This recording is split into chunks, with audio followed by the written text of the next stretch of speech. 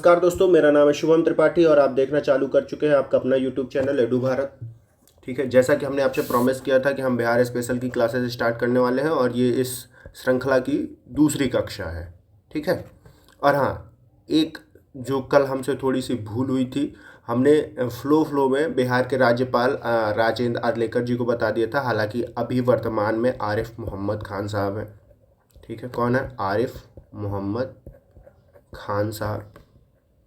तो आप ये एक सुधार जरूर याद रखिएगा। ठीक है, ये वर्तमान में बिहार के राज्यपाल हैं। बाकी सारी चीज़ें एकदम एक्यूरेट है। जहाँ पे एक छोटी सी गलती हमसे मिस्टेक हुआ है, इसको हम अपना सुधारने का पूरा प्रयास करेंगे। आगे भी अगर ऐसा कभी होता है कि हम क्लास में फ्लो में भूल जाते हैं तो हम उसको सुधारने का पूरा प्रयास करेंगे।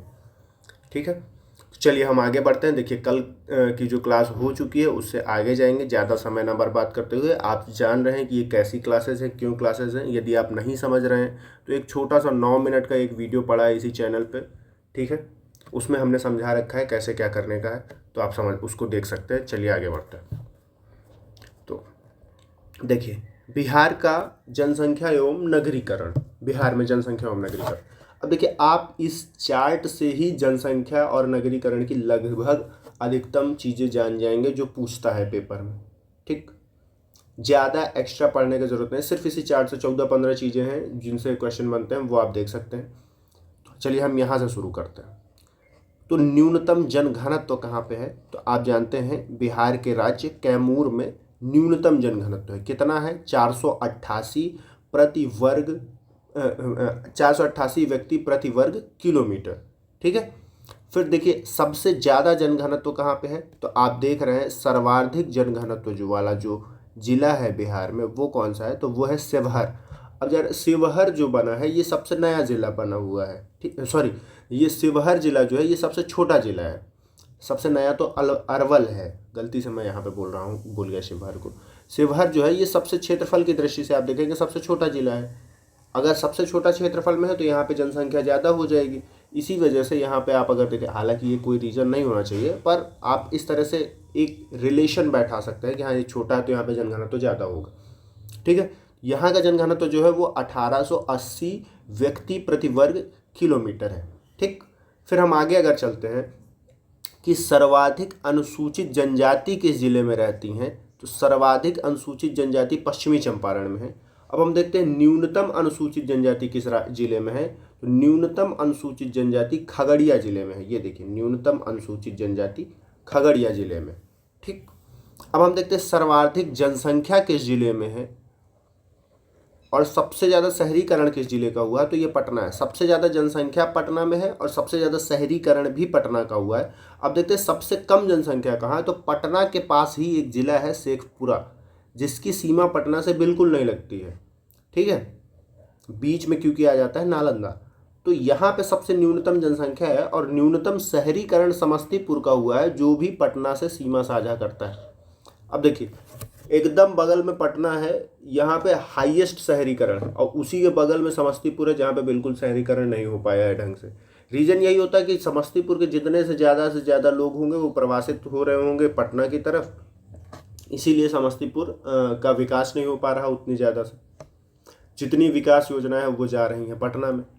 ठीक, अब देखते हैं हम लोग सबसे ज़्यादा लिंगानुपात किस जिले का, तो सबसे अच्छा लिंगानुपात आपको गोपालगंज का मिलेगा। गोपालगंज में सर्वाधिक लिंगानुपात है 1021, यानी कि गोपालगंज में महिलाओं की संख्या पुरुषों से ज़्यादा है। कितनी ज़्यादा है? 21 महिलाएं पुरुषों से ज़्यादा हैं। अब देखिए, न्यूनतम लिंगानुपात कहाँ है, तो ये मुंगेर में है। न्यूनतम लिंगानुपात 876 है। अगर आप यहाँ देखेंगे तो महिलाओं की संख्या पुरुषों की तुलना में कम है, और कितनी कम है, तो 124 महिलाएं प्रति वर्ग किलोमीटर पुरुषों की तुलना में कम है। अब हम देखते हैं कि सर्वाधिक अनुसूचित जाति किस जिले में निवास करती है, तो सर्वाधिक अनुसूचित जाति जो है वो गया जिले में निवास करती है। कितनी? 23% लगभग। और न्यूनतम अनुसूचित जाति कहाँ मिलेगी आपको? ये आपको किशनगंज में मिलेगी। किशनगंज क्या है? ये बिहार का सबसे पूर्वी जिला है। अब चलिए देखते हैं हम कि साक्षरता सबसे ज़्यादा किस जिले में है, तो रोहतास में आपको साक्षरता सबसे ज़्यादा 53% मिलेगी, और न्यूनतम साक्षरता आपको पूर्णिया में मिलेगी, और पूर्णिया में कितनी है? 51.1%। तो ये देखिए आपका इस चार्ट के अकॉर्डिंग ही आप इसको याद कर लो तो बेहतर रहेगा। चलिए हम आगे बढ़ते हैं।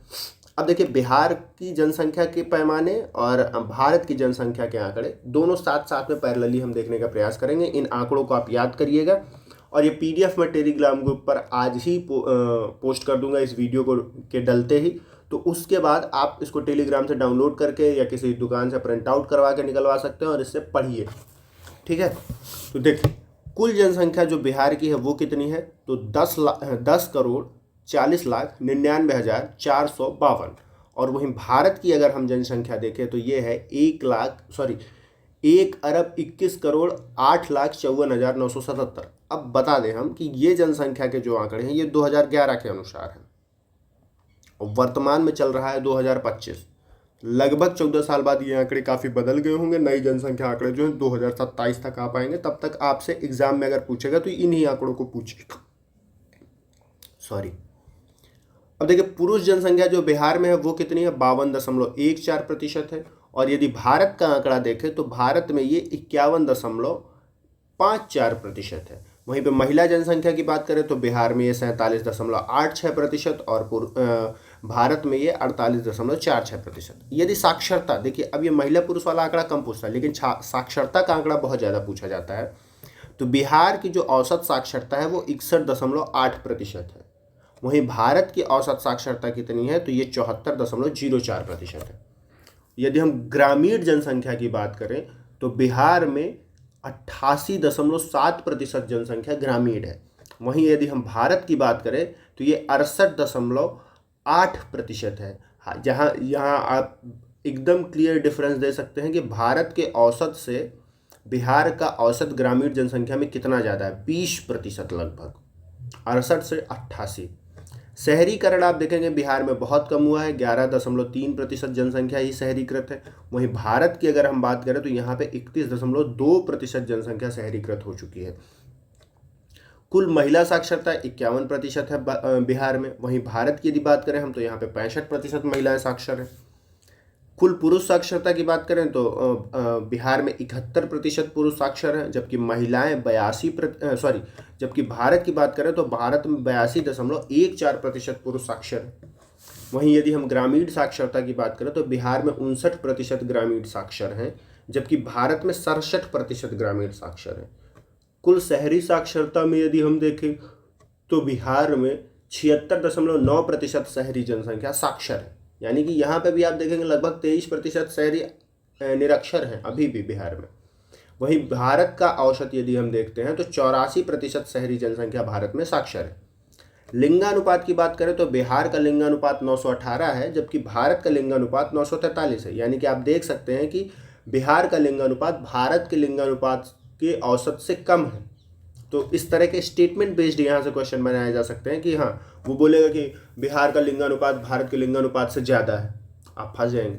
शिशु लिंगानुपात की यदि बात करेंगे तो शिशु लिंगानुपात बिहार का भारत के औसत से ज़्यादा है। देखिए शिशु लिंगानुपात 935 है, जबकि भारत का शिशु लिंगानुपात 919 है। तो ये दोनों जो स्टेटमेंट है ये थोड़ा सा कंट्रास्ट है कि जब ओवरऑल लिंगानुपात की बात करेंगे तो बिहार का लिंगानुपात कम निकलेगा और जब शिशु लिंगानुपात की बात करेंगे तो बिहार का लिंगानुपात ज़्यादा निकलेगा। किससे, तो भारत के औसत से। दशकीय वृद्धि दर की बात करें तो पूरे भारत में 17.7% की दर से वृद्धि हुई है, जबकि यहाँ पे बिहार में हम देखेंगे तो ये 25.42% की दर से वृद्धि हुई है। यानी कि बिहार की वृद्धि दर अभी भी बहुत ज़्यादा है। जनघनत्व की जब हम बात करते हैं तो बिहार का जनघनत्व कितना है, तो ये है आपका 1106 व्यक्ति प्रति वर्ग किलोमीटर। वहीं भारत का औसत यदि हम जनघनत्व देखें तो 382 व्यक्ति प्रति वर्ग किलोमीटर मिलेगा आपको। अनुसूचित जाति बिहार में कितने प्रतिशत है, तो 15.72%। वहीं पे यदि हम भारत में देखेंगे तो भारत में अनुसूचित जाति का जो प्रतिशत है कुल जनसंख्या में वो 16.6% है। यानी कि भारत के प्रतिशत से कम है अनुसूचित जाति कहाँ, बिहार में।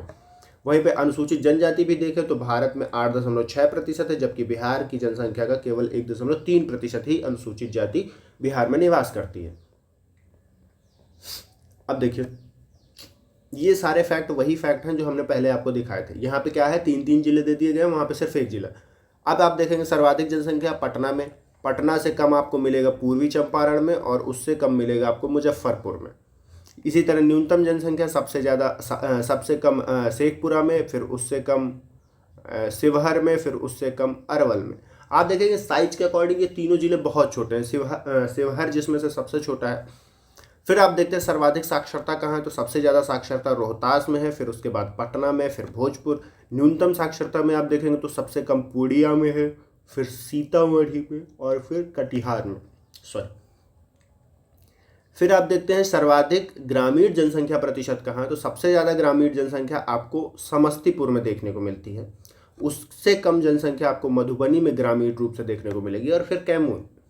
न्यूनतम ग्रामीण, सबसे कम ग्रामीण आपको पटना में देखने को मिलेगा, फिर उससे कम मुंगेर में, और फिर उससे ज़्यादा कम भागलपुर में। आप देखते हैं सर्वाधिक अनुसूचित जाति कहाँ मिलेंगी, तो सर्वाधिक अनुसूचित जाति आपको गया में मिलेंगी, उससे कम आपको नवादा में मिलेंगी, और फिर उससे कम औरंगाबाद में। सबसे कम अगर आप देखेंगे कि अनुसूचित जाति कहाँ है, तो सबसे कम अनुसूचित जाति आपको किशनगंज में मिलेंगे।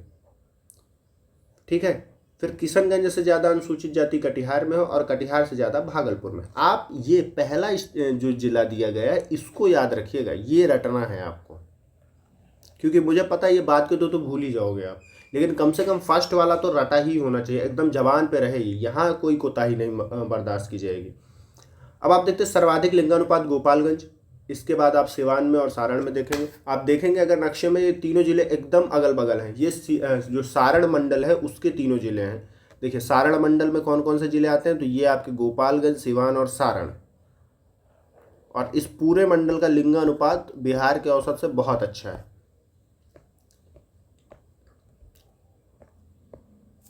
फिर हम आ जाते हैं सर्वाधिक अनुसूचित जनजाति, तो आप देखेंगे सर्वाधिक अनुसूचित जनजाति जो है वो कटिहार में पाई जाएगी, कटिहार से कम जमुई में, और जमुई से कम पूर्णिया में। फिर न्यूनतम अनुसूचित जनजाति कहाँ है, तो न्यूनतम अनुसूचित जनजाति खगड़िया में है, खगड़िया से कुछ ज़्यादा समस्तीपुर में, और समस्तीपुर से कुछ ज़्यादा औरंगाबाद में। सर्वाधिक जनघनत्व शिवहर में, फिर पटना में, और फिर दरभंगा में। और न्यूनतम जनघनत्व कैमूर में, फिर जमुई में, और फिर बांका में। ठीक, तो ये था ओवरऑल हमारा जनसंख्या और नगरीकरण। अब हम आ जाते हैं खनिज में। तो नोनिया जनजाति आप जानते हैं, अगर आप बिहार से हैं तो ये नोनिया एक जनजाति है, और ये सोरा निकालने का कार्य करती है। सोरा निकलता कहाँ कहाँ से, तो आप देख सकते हैं नक्शे के माध्यम से, ये पूर्वी चंपारण, मुजफ्फरपुर, समस्तीपुर और बेगूसराय, ये पूरा जो बेल्ट है यहाँ से सोरा निकाला जाता है। इस बेल्ट की बात कर रहा हूँ, ठीक है। फिर हम देखते हैं चीनी मिट्टी का काम कहाँ कहाँ किन जिलों में होता है, तो आप भागलपुर और बांका में देख पाएंगे। गैलन का काम ये भी बांका से। बॉक्साइट और चीनी मिट्टी किस जिले में आपको मिलेगा, ये आपको मुंगेर में मिल जाएगा। सोना कहाँ मिलता है, तो सोने की खान आपको जमुई से मिलती है, ठीक है। हालांकि ये निकाला नहीं जाता बड़ी मात्रा में, पर ऐसा है, सोने के साक्ष्य मिलते हैं जमुई से। फिर अभ्रक की जो सीट है ये आपको नवादा से मिलेगी। अभ्रक और यूरेनियम ये आपको गया से मिलेगा, ठीक है। औरंगाबाद में आपको कोयला मिलेगा, विंध्य की पहाड़ी वाला क्षेत्र है ये। फिर आप रोहतास जब आते हैं, यहाँ से चूना पत्थर, पाइराइट वगैरह मिलते हैं, ठीक है। झारखंड के अलग होने के बाद बिहार राज्य में खनिज की कमी हुई है, इसके बाद भी बिहार के अनेक जिलों में खनिज संसाधन की उपलब्धता है। भारतीय भूवैज्ञानिक सर्वेक्षण के अनुसार राजगीर के नकिया एवं कबूतर पहाड़ी से सोने की खनिज की उपलब्धता मिली है, ठीक है। बथानी ज्वालामुखी तलछट भी इसको कहा जाता है। अब ये देखिए राजगीर कहाँ है, तो राजगीर हम आपको बता दें ये नालंदा वाला क्षेत्र, थोड़ा सा मैं बिगाड़ देता हूँ इसको, ये नालंदा, यहाँ राजगीर का क्षेत्र है, ठीक है। और यहीं जमुई, और ये इसी बेल्ट में देखिए यहाँ पे सोना मिला हुआ है। तो देखिए क्या होता है, जो खनिज संपदा होती है, नदियाँ होती हैं, ऐसी चीज़ें किसी एक ज़िले से नहीं बंधी होती, जनजातियाँ होती है किसी एक ज़िले से नहीं बंधी होती हैं, इनकी सीमा जिलों की सीमा रेखा से अलग होती है, ठीक है। तो ये 1 से 2 जिले में या 2 से 3 जिले में भी फैल सकते हैं, भले ही उसके लिए एक जिला ही लिखा हो। रोहतास के विंध्य क्षेत्र में हीरे के भंडार की पुष्टि हुई है। मुंगेर में सिलिका और बॉक्साइट के होने का अनुमान है। धात्विक एवं अधात्विक दोनों प्रकार के खनिज बिहार में उपलब्ध है। धात्विक ऐसे खनिज होते हैं जिनमें धातुएं होती हैं, और अधात्विक ऐसे खनिज होते हैं जिन्हें अधातुएं होती हैं। जैसे धात्विक खनिज में सोना हो गया, आपका उसके बाद एल्युमिनियम हो गया, बॉक्साइट जिसको बोलते हैं, आधात्विक खनिज में चूना पत्थर हो गया, कोयला हो गया। ठीक है, अब देखिए चूना पत्थर सबसे अधिक कहाँ से मिलेगा, तो रोहतास में उपलब्ध है। यह एक आधात्विक खनिज है। चूना हट्टन डेहरी ओन सोन क्षेत्र से मिलता है, मतलब सोन नदी वाला जो क्षेत्र है वहाँ से आपको ये चूना पत्थर मिलेगा। सीमेंट उद्योग में इसका अधिक उपयोग किया जाता है। अब देखिए सीमेंट उद्योग में इसका अधिक उपयोग किया जाता है, और ये चूना पत्थर मिल कहाँ से रहा है, रोहतास से, तो सीमेंट उद्योग अधिकतम कहाँ लगेंगे, रोहतास में। ये एक कनेक्शन है जो आपको बैठा के चलना है। अब देखिए सोना कहाँ से मिल रहा है, तो करमटिया, ये कहाँ है, जमुई में सोने के भंडार हैं। पश्चिमी चंपारण के वाल्मीकि नगर के क्षेत्र में भी प्लेशर स्वर्ण की उपलब्धता पाई जाती है। प्लेशर क्या होता है, ये नदियों के पानी के नीचे जो तलछट जमा होता है वहाँ सोना जो मिलता है उसको प्लेशर निक्षेप बोला जाता है। अब देखिए अभ्रक कहाँ से मिल रहा है, तो बिहार के नवादा से गिरिडीह, नवादा जिले में गिरिडीह एक जगह है, वहाँ एक विशाल पट्टी पाई गई है। बिहार में सबसे अधिक नवादा में अभ्रक मिलता है, ये हमने आपको पहले भी बताया। ये विद्युत उपकरण बनाने में काम आता है। पाइराइट कहाँ से मिलता है, तो ये आपको रोहतास जिले में मिलेगा इसका भंडार। इसका उपयोग उर्वरक उद्योग के लिए किया जाता है। रोहतास के अमझोर में पीपीसीएल उद्योग उर्वरक के लिए इसका प्रयोग सबसे ज़्यादा किया जाता है। पीपीसीएल उद्योग उर्वरक केंद्र कहाँ लगा है, रोहतास में लगा है, क्योंकि पाइराइट यहाँ पे आपको अच्छी मात्रा में उपलब्ध हो जा रहा है। ठीक है, अब आते हैं चीनी मिट्टी। तो ये भागलपुर और बांका के क्षेत्र में इसकी बहुलता है। यह बर्तन एवं विद्युत प्रतिरोधक वस्तुओं को बनाने में काम आती है। हम बात कर रहे हैं हेमेटाइट एक प्रकार का लौह अयस्क है। ठीक है, भागलपुर के चरणपुर में प्रमुख भंडार इसके पाए गए हैं। यहाँ से हेमेटाइट के विदेशों से निर्यात किया जाता है। अब देखिए हेमेटाइट क्या है, एक धात्विक खनिज है।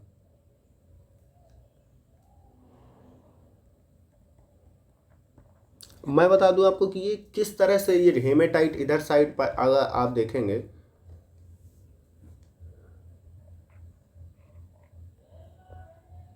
आप देखेंगे, कि हेमेटाइट इधर साइड क्यों मिल रहा है और चूना पत्थर इधर साइड क्यों मिल रहा है, रीजन यहाँ ये वाला जो है पट्टी, ये पट्टी मैं आपको दिखाऊं लाल पेन से थोड़ा सा, ये पट्टी जो है ये धारवाड़ श्रेणी या तो आर्कियन श्रेणियों के क्षरण से ही धारवाड़ श्रेणी बनी थी, धारवाड़ क्रम की चट्टानें। ठीक है, और ये वाली जो है पट्टी इधर वाली, ये विंध्य क्रम की चट्टानें हैं। अब विंध्या क्रम की चट्टानें जो है ये बार बार अपर्दन के कारण यहाँ पे ये परतदार चट्टानें बनाती हैं। कैसी, परतदार।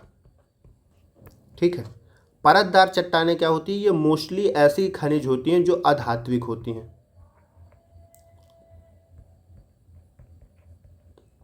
और ये धारवाड़ क्रम की चट्टानें जो है ये डायरेक्ट ज्वालामुखी उद्गार के बाद नई बनी चट्टानें होती हैं, इसलिए यहाँ पे धात्विक खनिजों की मात्रा जो होती है वो अधिक होती है, मतलब धात्विक खनिज अधिक मिलेंगे आपको, क्योंकि ये डायरेक्ट ज्वालामुखी से निकल रहे हैं। ज्वालामुखी से नीचे से धातुएं निकलती हैं, गर्म होकर वो धातु बनते हैं एकदम। तो यहाँ पे आप देखेंगे हेमेटाइट मिल रहा है, यहाँ पे आप देखेंगे बॉक्साइट मिल रहा है, यहाँ पे आप देखेंगे सोना मिल रहा है, और यहाँ पे आप क्या देख रहे हैं, कोयला मिल रहा है, चूना पत्थर मिल रहा है, अभ्रक मिल रहा है। तो ये खेला है। आप जब चट्टानों की स्थिति को समझेंगे तब आप धात्विक खनिज और अधात्विक खनिजों के वितरण को भी समझ पाएंगे। ठीक है, अब आइए हम चलते हैं, अगला खनिज हमारा है बॉक्साइट। बॉक्साइट कहाँ से मिल रहा है, तो मुंगेर से इसकी प्रधानता पाई जाती है। बॉक्साइट का इस्तेमाल अधिक एल्युमिनियम बनाने के लिए किया जाता है। आप जानते हैं एल्युमिनियम का अयस्क है तो एल्युमिनियम ही बनाया जाएगा ना। इसके अतिरिक्त सीमेंट, पेट्रोलियम, स्टील आदि के उपयोग में आदि के निर्माण में भी इसका प्रयोग किया जाता है। अब बात आती है सोरा की। सोरा ये कहाँ से निकलता है, बेगूसराय, समस्तीपुर, पूर्वी चंपारण, मुजफ्फरपुर आदि क्षेत्र में इसकी बहुलता पाई जाती है। ईस्ट इंडिया कंपनी ने इसका निर्यात प्रारंभ किया। बम बनाने और उर्वरकों को बनाने में इसका प्रयोग किया जाता है, किसका, सोरा का। अब देखिए कौन से खनिज के लिए कौन सा जिला प्रसिद्ध है, ये आप याद रखिए। चूना पत्थर के लिए रोहतास, अभ्रक के लिए नवादा, पाइराइट के लिए भी रोहतास, सोना के लिए जमुई, चीनी मिट्टी के लिए भागलपुर और बांका, बॉक्साइट के लिए मुंगेर, सोरा के लिए बेगूसराय और समस्तीपुर। ये चार्ट आप, ये जो आपकी सारणी बनी हुई है, आप इसको रट लीजिएगा, याद कर लीजिएगा, लिख के याद कर लीजिए या फिर बिना लिखे याद करिए, पर याद करिए। अब देखिए बात होती है बिहार में कौन से उद्योग किस क्षेत्र में लगे हुए हैं। अब जबकि आप जानते हैं कि बिहार की जनसंख्या जो है वो ग्रामीण है, ठीक है। ग्रामीण कितनी है तो आप जान रहे हैं कि 88%, 88.7% लगभग, ये आपकी इतनी जनसंख्या ग्रामीण है। औद्योगिकरण जो है वो आपका निम्न हुआ है,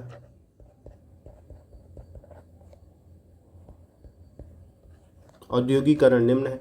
फिर भी बिहार में बहुत से उद्योग लगे हुए हैं और जो उद्योग हैं उनके बारे में हमको पढ़ना है, ठीक है। तो आप देखते हैं बरौनी जो है ये अपने तेल शोधन कारखाने के लिए प्रसिद्ध है। तेल शोधक कारखाना लगा किसकी मदद से, तो रूस के सहयोग से तीसरी पंचवर्षीय योजना में। अब आप ये जानिए तीसरी पंचवर्षीय योजना चालू कब हुई थी, ये भी एक बहुत इंटरेस्टिंग सवाल है। तो पहली पंचवर्षीय योजना कब चालू हुई, ये आपकी चालू होती है 1952 था कि 1 था यार, ओ हाँ 1951 to 56, फिर 1956 to 61, ठीक है। फिर 1961 to 66, ये आपकी थर्ड पंचवर्षीय योजना है, ठीक है। फिर उसके बाद फोर्थ पंचवर्षीय योजना आधी चलेगी और उसके बाद आपका है फर्स्ट 5 ईयर प्लान ब्रेक। तो ये तीसरी पंचवर्षीय योजना में आपकी चालू की गई योजना है, ठीक है। इसके बाद बिहार में दवा बनाने का कारखाना कहाँ लगाया गया, तो ये हाजीपुर में लगाया गया है। हाजीपुर कहाँ है, ये आपके वैशाली ज़िले में है। वैशाली ज़िले का जो हेडक्वार्टर है वो कौन है, हाजीपुर ही है। फिर बिहार में आप देखते हैं कल्याणपुरी सीमेंट कारखाना कहाँ लगाया गया है, ये बंजारी में लगाया गया है। फिर आप देखते हैं रेलवे वैगन प्लांट मुजफ्फरपुर में लगाया गया। मुजफ्फरपुर कहाँ है, ये रहा आपका मुजफ्फरपुर, और पटना के मोकामा में भी इसको लगाया गया है। फिर बिहार में चमड़ा प्रसंस्करण उद्योग कहाँ है, तो पश्चिमी चंपारण, मुजफ्फरपुर और बरौनी में है, ठीक है। बरौनी कहाँ है, तो ये आप जानते हैं कि बरौनी आपका बेगूसराय में पड़ता है। फिर आप जानते हैं बिहार में सूत कताई का कारखाना कहाँ है, सूत कताई का उद्योग कहाँ है, तो ये भागलपुर में है, सिवान में है और पंडौल में है। बिहार में पटसन उद्योग आपको कटिहार और समस्तीपुर में मिलेगा। फिर उसके बाद बिहार का सबसे पुराना उद्योग चीनी उद्योग है। इसके प्रथम मिल की स्थापना 1905 में महरौर में की गई थी। तो आप ये जरूर याद रखिएगा, चीनी के कारखाना 1905 में कहाँ लगा था, तो महरौर में लगा था। बिहार में रेल इंजन रिपेयर करने का कारखाना कहाँ है, तो ये जमालपुर में है, ये याद रखिएगा। अब देखिए कुछ नक्शे से कुछ चीज़ें हैं उनको हम याद रख लेते हैं, जैसे कि पटाखा उद्योग मोकामा कहाँ है, तो ये आपका पटना में है। खनन उद्योग के लिए औरंगाबाद फेमस है। सीमेंट उद्योग के लिए रोहतास फेमस है, हमने आपको बताया था। यहाँ से जब चूना पत्थर अधिक मात्रा में मिलेगा तो सीमेंट उद्योग के लिए वो कच्चे माल का काम करता है। कपिलंस धातु उद्योग बक्सर में। प्लाई का कारखाना कहाँ है, तो ये भी आपका वैशाली में है। कागज़ के कारखाने आपको कहाँ पे मिलेंगे, तो ये समस्तीपुर और दरभंगा में मिलेंगे। थर्मल पावर प्लांट बरौनी का ये कब बना है, तो 1962 में बना है। 1962 ये आपका बेगूसराय, ठीक है, बरौनी बेगूसराय में है, ये आप जानते हैं। भागलपुर में आपको रेशम के कारखाने मिल जाएंगे, टसर रेशम। अब देखिए मुंगेर से आपको बंदूक का कारखाना और सिगरेट का कारखाना मिलता है। बंदूक का कारखाना की मैं अगर आपको एक कहानी दूं तो आपको याद होगा, बक्सर का युद्ध लड़ने वाला था मीर कासिम,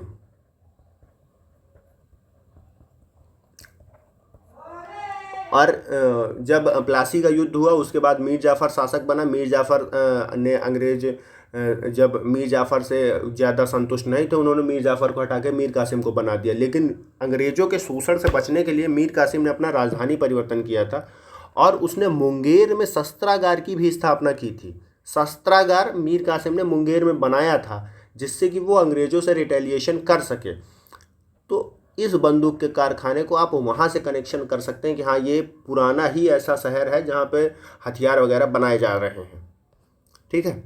अब देखिए बिहार में हथकरघा केंद्रित जिले कौन कौन से, तो बिहार का हैंडलूम उद्योग। अब देखिए ये वाला चैप्टर जो है ना आपका, ये चैप्टर ये आपका जब आप मेंस लिख रहे होंगे इकोनॉमी वाला, वहाँ पे बहुत काम आने वाला चीज़ है ये। यहाँ से डायरेक्ट प्रीलिम्स में क्वेश्चन बनने के उतने चांसेस नहीं है, हालांकि ये आपके मेंस में बहुत अच्छे मार्क्स बढ़ा सकता है।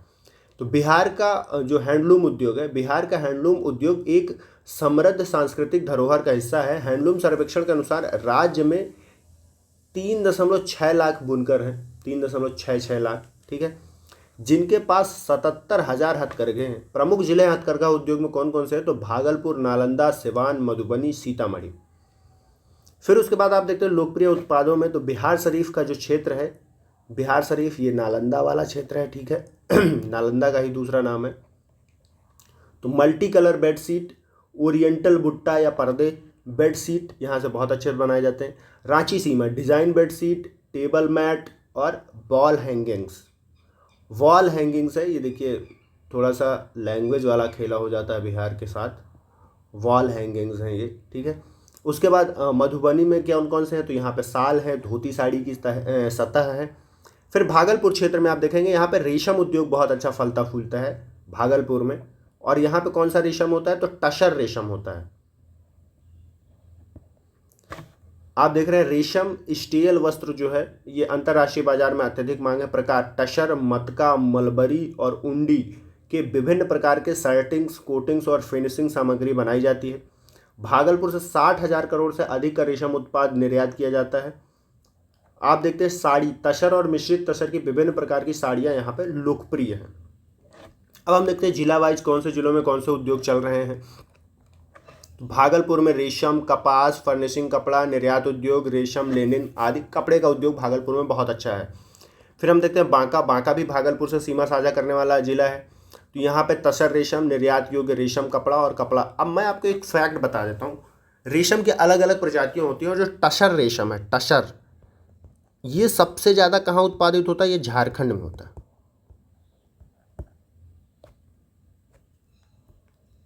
और आप ये टसर रेशम के उत्पाद जो देख रहे हैं बिहार के किन जिलों में हो रहा है? भागलपुर और बांका में।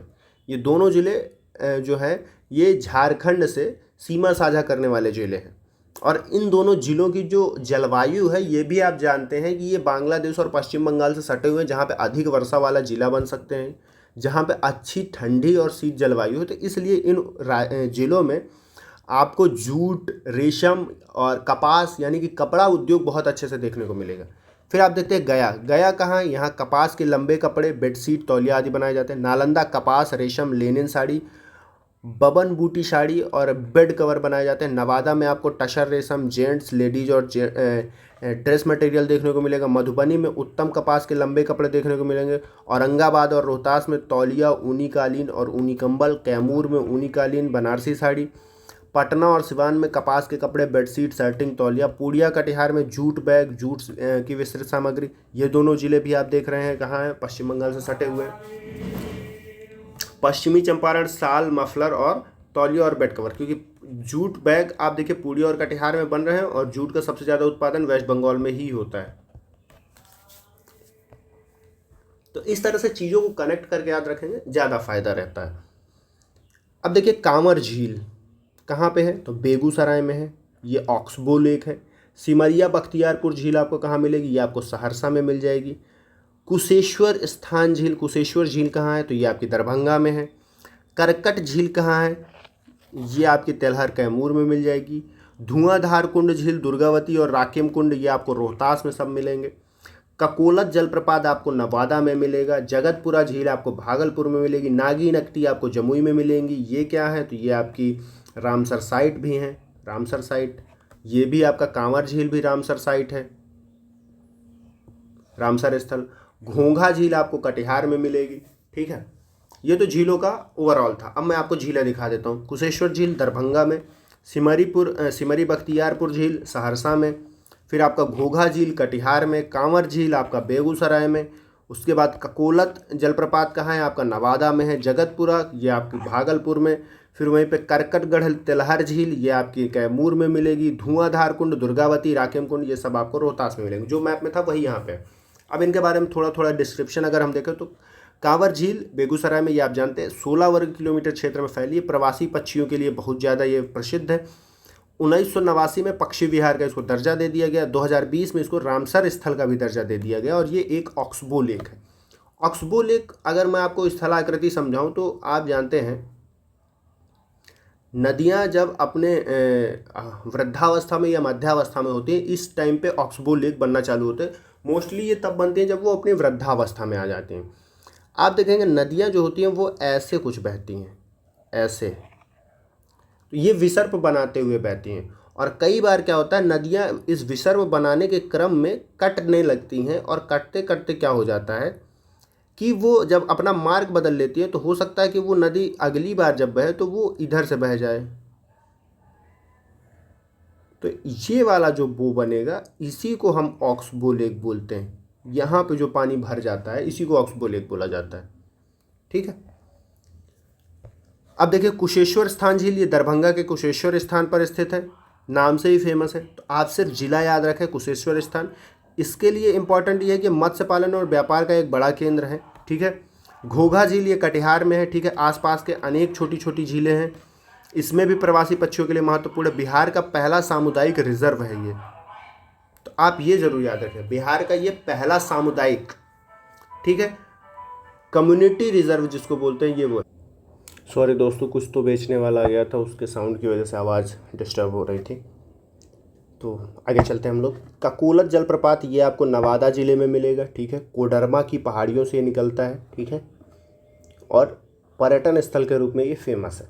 सिमरी बख्तियारपुर झील कहाँ है, तो ये आपको मिलेगी सहरसा ज़िले में।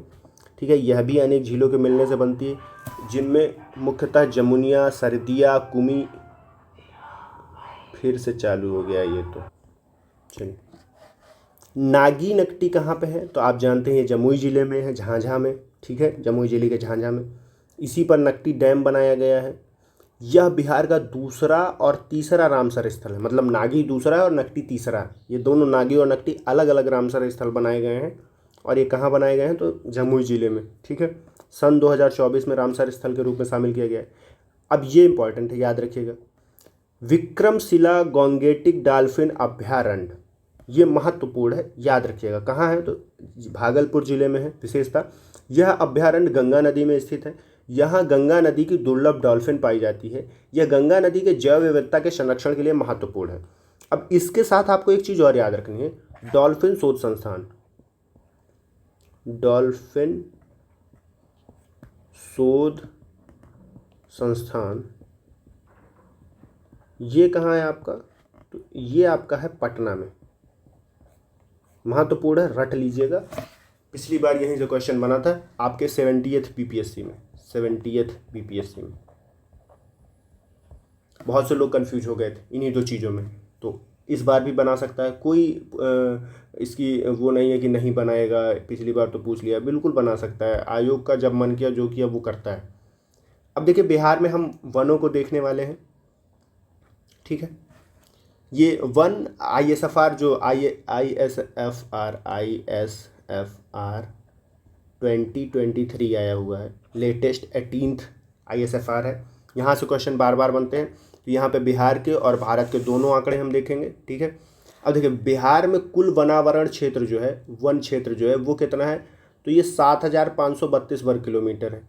कुल वनों में वृद्धि कितनी हुई है, तो ये 181 वर्ग किलोमीटर की हुई है, जिसमें से 152 लगभग वनावरण है और 29 लगभग वृक्षावरण है। अब देखिए सबसे ज़्यादा अधिक अति सघन वन कहाँ है, तो ये आपके पश्चिमी चंपारण में मिलेंगे। वाल्मीकि बाघ आरक्षित क्षेत्र कहाँ है, तो ये भी पश्चिमी चंपारण में। वाल्मीकि राष्ट्रीय उद्यान कहाँ, ये भी पश्चिमी चंपारण में। तो ये चीज़ आप ध्यान रखिएगा।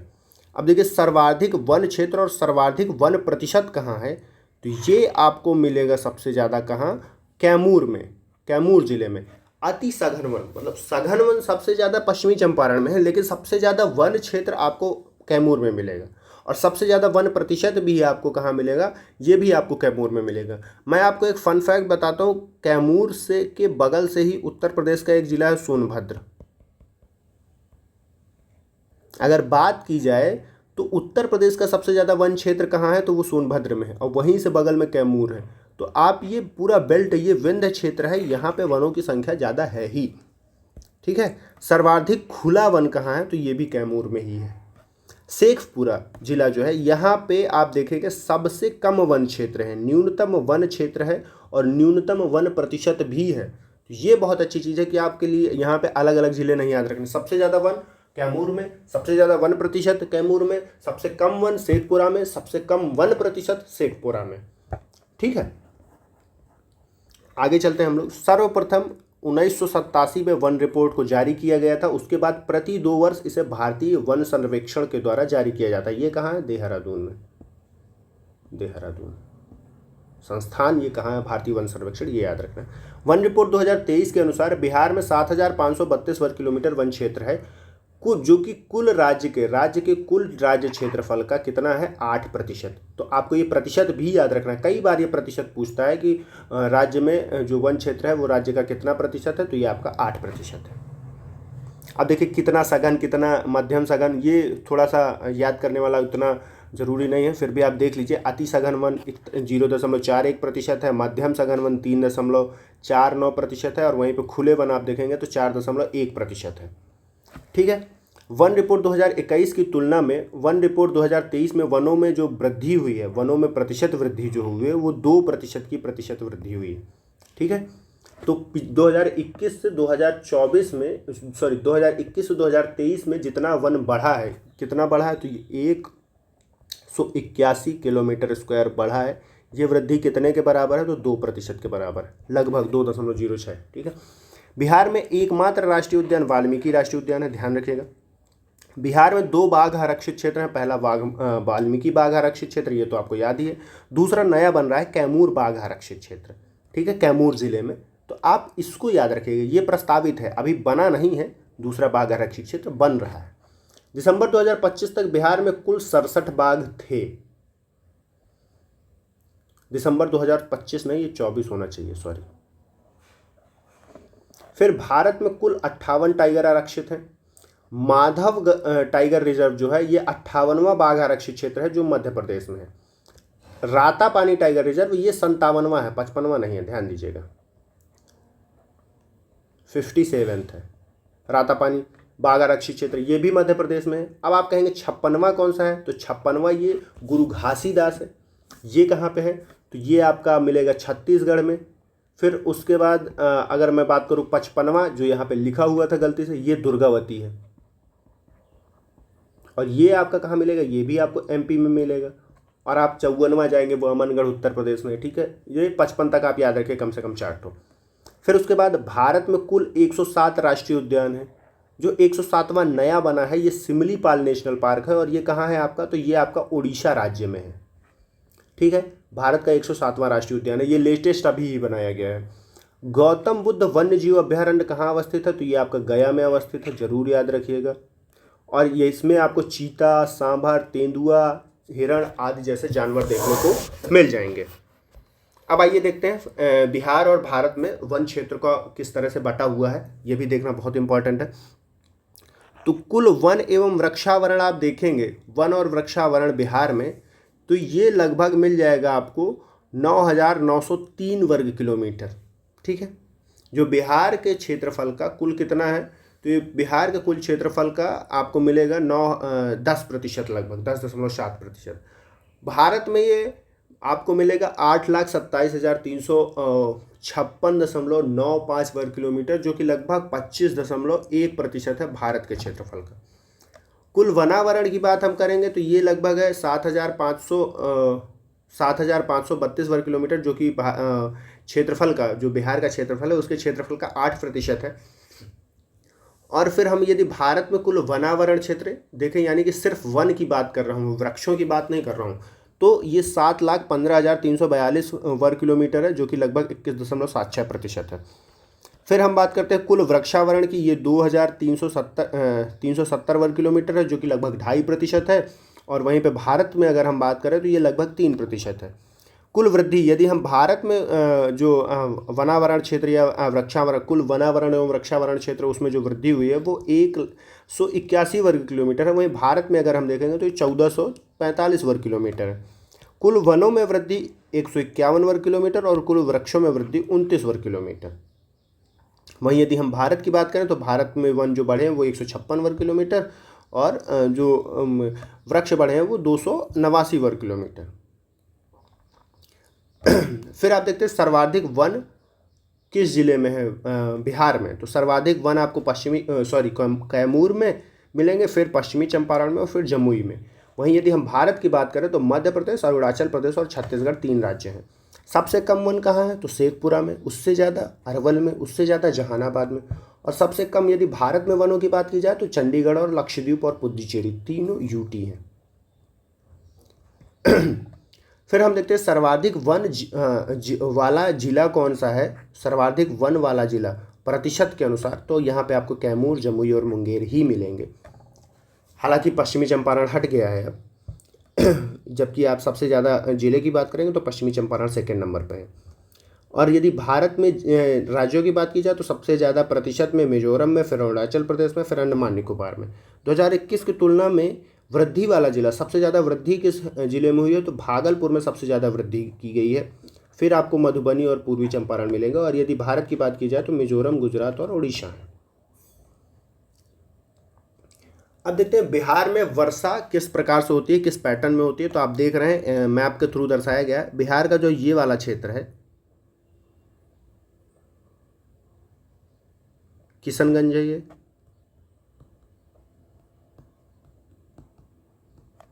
और ये वाला क्षेत्र जो है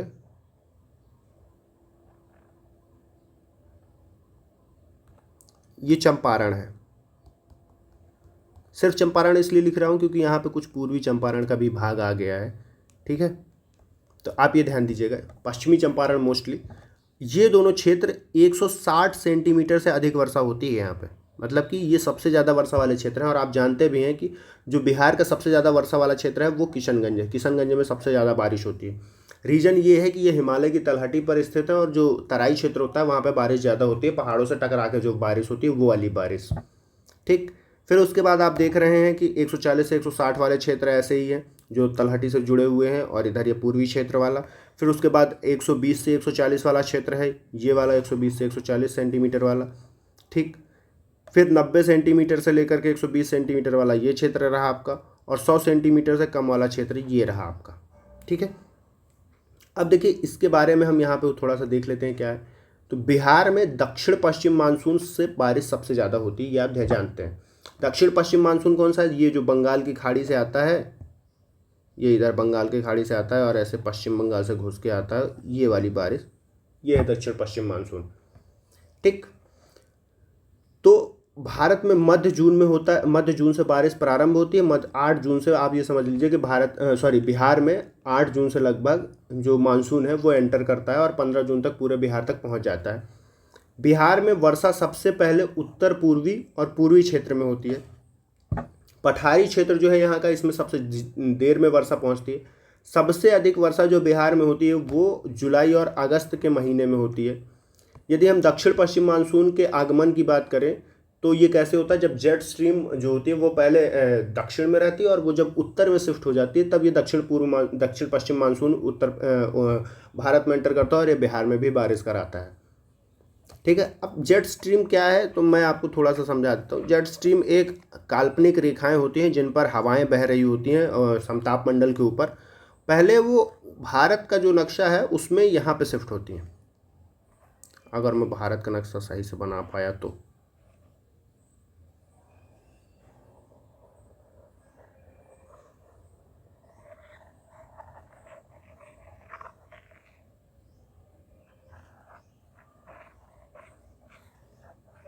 ये आप समझिए। तो जेट स्ट्रीम जो होती है वो पहले यहाँ शिफ्ट होती है, ठीक है।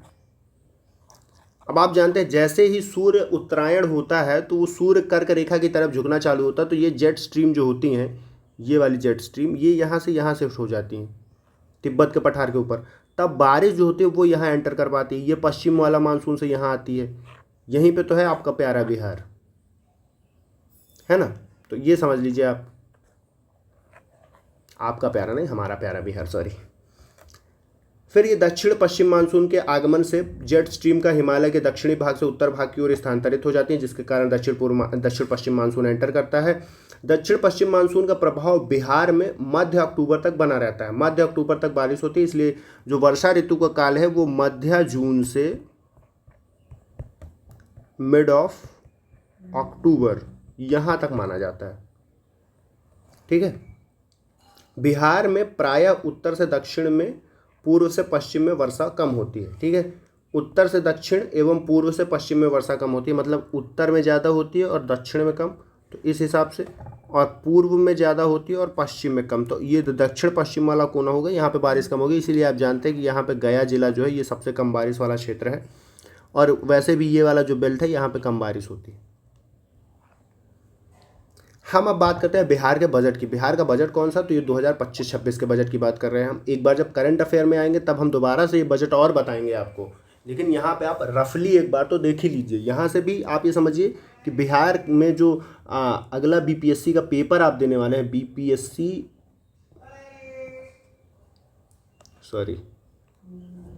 71, आप ये समझ लीजिए, ये सिर्फ मैं एक पेज की बात कर रहा हूँ, ये एक पेज, ये इस एक पेज से 2 क्वेश्चन तो आप मान के चलिए, 2 नहीं तो एक तो श्योर ही है, मतलब 100% गारंटी के साथ मैं बोल रहा हूँ कि एक क्वेश्चन इसी पेज से छपेगा। अगर आपने ये पेज कम से कम तैयार कर लिया तो एक क्वेश्चन आप श्योर कर रहे हैं। तो समझिए, जहाँ आपको पता है कि यहाँ से तो आना ही आना है, ऐसी जगह गलती मत किया करिए, ऐसी जगह तो रट के जाइए कि यहाँ से तो गलत नहीं करूँगा या करूँगी मैं। अब बिहार का बजट 2025-26 को बिहार के वित्त मंत्री सम्राट चौधरी जी ने पेश किया है, ठीक है।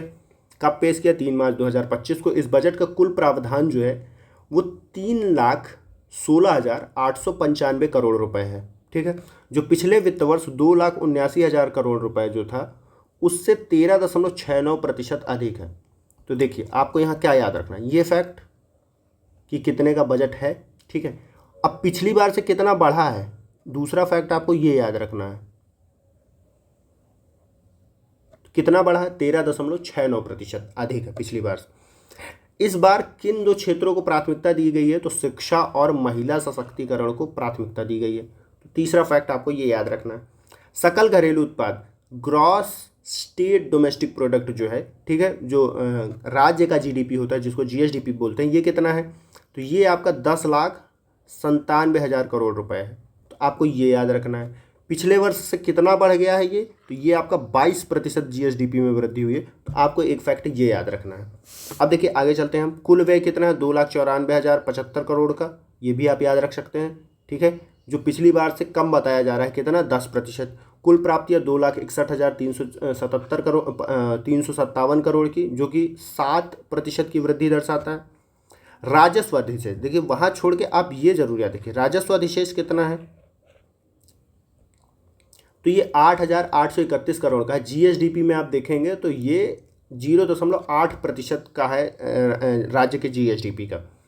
अब देखिए राजकोषीय घाटा, तो ये 32,718 करोड़ रुपए है, जो कि राज्य की जीएसडीपी का 3% है। तो ये भी एक फैक्ट है जिसको आपको याद होना चाहिए, जो आपको याद होना चाहिए जरूर से जरूर। 2024-25 में अगर आप देखेंगे राजस्व घाटा ये 9.2% था, लेकिन ये 25-26 में इस साल आपका 3% अनुमानित है। हम देखते हैं व्यय 2,52,000, राजस्व व्यय है 2,52,000 करोड़। पूंजीगत व्यय कितना है, 40,000 करोड़। अब कमिटेड व्यय अगर आप देखेंगे तो ये 108 करोड़ रुपए, ठीक है। फिर हम देखते हैं बजट के प्रावधान क्या हैं। तो महिला सशक्तिकरण पर विशेष ध्यान दिया गया। हमने पहले ही बताया कि महिला सशक्तिकरण और जो शिक्षा है इसको कोर बनाया गया है। तो पिंक शौचालयों का निर्माण किया जाएगा। पटना में महिला हाट खोले जाएंगे। पिंक बस सेवा चालू की जाएगी जिसका कंडक्टर और ड्राइवर और यात्री सभी महिलाएं होंगी। फिर आप देखते हैं कामकाजी महिलाओं के लिए छात्रावास बनाए जाएंगे। ई रिक्शा खरीदने के लिए वित्तीय सहायता प्रदान की जाएगी। किसको, महिलाओं को। और फिर उसके बाद महिला पुलिसकर्मियों की संख्या बढ़ाई जाएगी। गरीब जो लड़कियां हैं उनकी शादी के लिए कन्या विवाह मंडप का निर्माण किया जाएगा। अब देखिए ई रिक्शा से संबंधित मैं आपको एक फन फैक्ट बताता हूँ। लास्ट ईयर 70th बीपीएससी जो था, 70th बीपीएससी, यहाँ एक क्वेश्चन पूछा था, अमल क्लूनी अवार्ड ये किस लिए दिया गया था। तो ये एक ई रिक्शा चालक थी महिला, उनको अमल क्लूनी अवार्ड दिया गया था। तो इसी तरह से डायरेक्ट क्वेश्चन पूछा था तो कि अमल क्लूनी प्राप्त महिला को किस लिए अमल क्लूनी अवार्ड प्रदान किया गया है। तो वहाँ पे आपको यही लगाना था कि अमल क्लूनी अवार्ड प्राप्त करता महिला क्या है। तो ये एक ई रिक्शा चालक है। कौन सा e rickshaw, pink e rickshaw चालक। तो ये आप देखिए इस साल सरकार ने उसके लिए वित्तीय सहायता भी उपलब्ध करवा दी। तो इस तरह के आप जो ये मतलब जुड़ावदार कनेक्शन फिट करने वाले क्वेश्चन होते हैं PYQ के साथ, वैसे क्वेश्चन बनाए जा सकते हैं।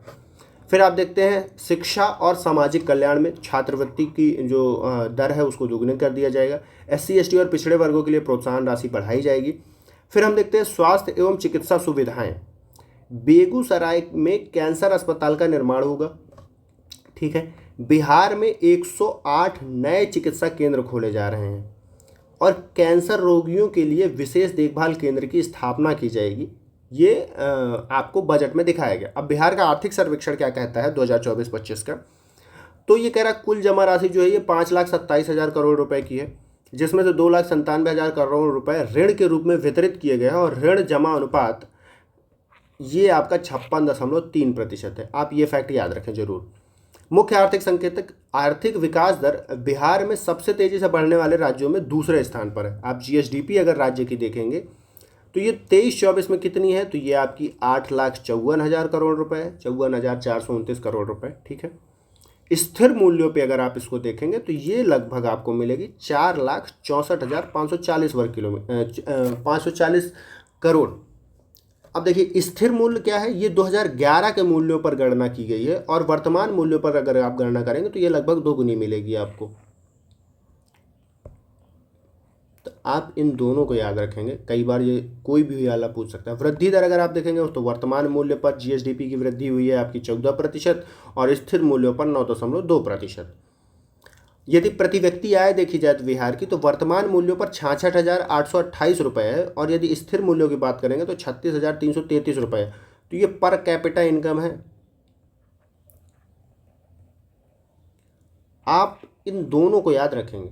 मैं ऐसा क्यों बोल रहा हूँ, आप ये फैक्ट जो है पर कैपिटा इनकम का, ये आपको पूछ तो सकता है एक तो प्रीलिम्स में डायरेक्ट, और यदि प्रीलिम्स में नहीं पूछा तो इस फैक्ट का प्रयोग आप मेंस के जब एग्ज़ाम आंसर्स लिखेंगे, पावर्टी और उसके अलावा बेरोज़गारी और बहुत सी इकोनॉमिक डेवलपमेंट वाले क्वेश्चंस, वहाँ पे आप इन फैक्ट्स को बहुत अच्छे से यूज कर सकते हो और इन फैक्ट्स का बहुत फ़र्क पड़ता है आपके मार्क्स को इम्प्रूव करने में।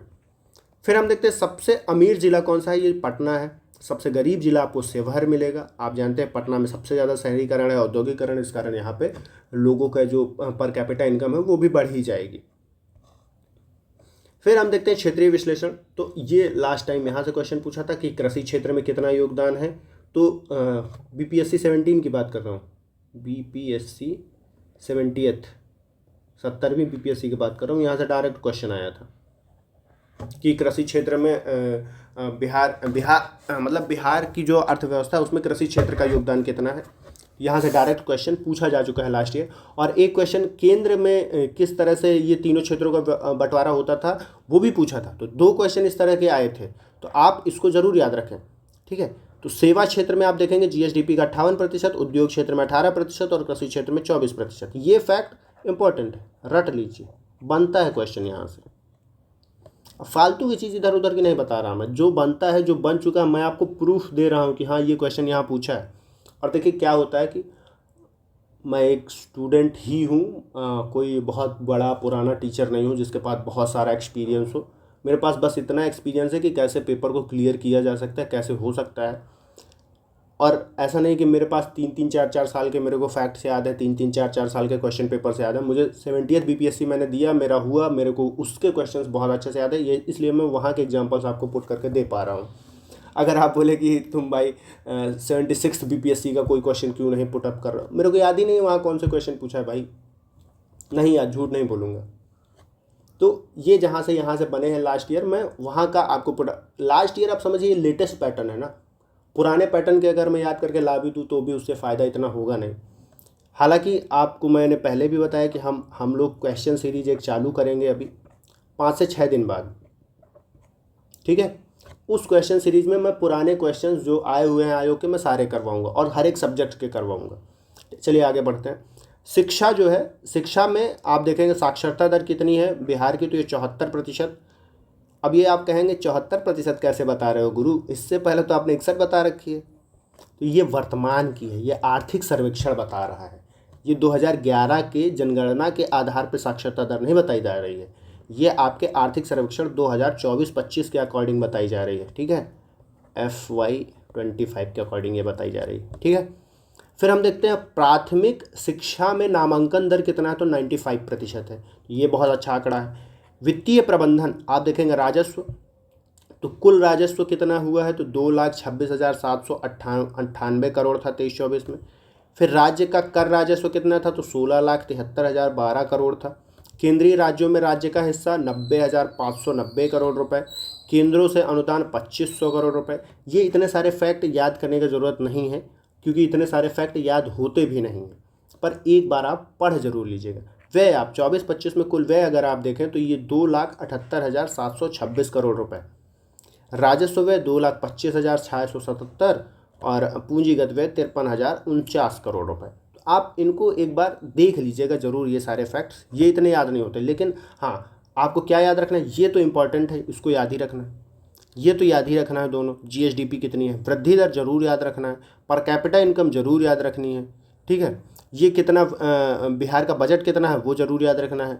सॉरी, ये तो आर्थिक सर्वेक्षण है। यहाँ बजट में अगर मैं आ जाऊँ, बिहार का बजट कितना है, कितना पिछली बार से बढ़ा है, जीएसडीपी कितनी बढ़ी है, राजकोषीय घाटा कितना है, ये सारी चीज़ें ज़रूर याद रखनी। ये था हमारा आज का वीडियो। आगे की जो भी क्लासेस हैं यहाँ से शायद अब हिस्ट्री चालू होने वाली होगी, बिहार स्पेशल हिस्ट्री, ठीक है, हिस्ट्री की बात नहीं। अब हाँ मैं बता दूं, मैंने कल बोला था कि एक वीडियो शाम को 6 बजे तक आ जाएगा, और मैं अपनी तरफ से करेक्ट हूँ, मैंने अपना वीडियो रिकॉर्ड करके एकदम सेट कर दिया था। उसको पोस्ट करने का काम था हमारे एडिटर साहब का, और एडिटर साहब हैं हमारे गए भूल, उनको रात को 9 बजे याद आ रहा है कि यार वीडियो डालना था, फिर उन्होंने वो पोस्ट नहीं किया। तो वो वीडियो आज आपको मिलेगा, ठीक है। और ये वीडियो अभी तुरंत आपको 9 सवा 9 बजे तक लाइव हो जाएगा जहाँ तक, ठीक है। ये मैं तुरंत पोस्ट कर रहा हूँ, ये मैं अभी तुरंत ही बना के वीडियो डाल रहा हूँ। तो ये रहा हमारा आज का वीडियो। कल से आपको जो हिस्ट्री है, बिहार स्पेशल हिस्ट्री, वो आपको मिलेगा। मैं आपको बताऊँ बिहार स्पेशल का क्या सीन है। बिहार स्पेशल अगर यहाँ से आप समझो ना 25 क्वेश्चन आते हैं, तो 25 में से 10 तो हिस्ट्री से आते हैं, हिस्ट्री बिहार रिलेटेड हिस्ट्री, ठीक है।